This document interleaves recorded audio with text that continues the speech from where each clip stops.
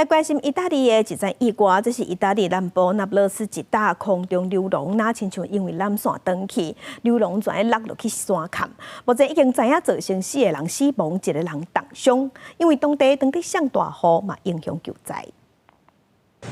这个游客被吊挂出来救援成功，伊这车厢是伫经过山谷附近向卡掉的，车厢内底16人最后全部顺利为半空中卡掉的缆车内底救出来。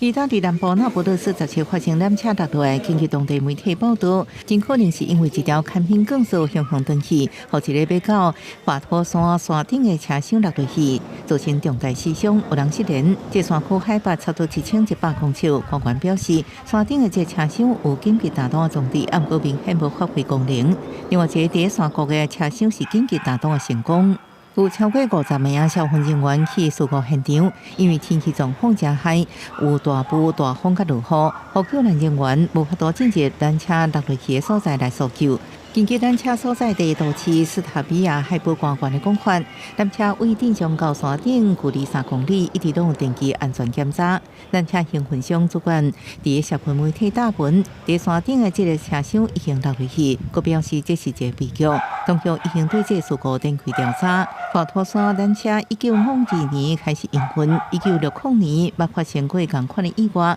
迄时阵有4人不幸死亡。公司新闻，王文玲报道。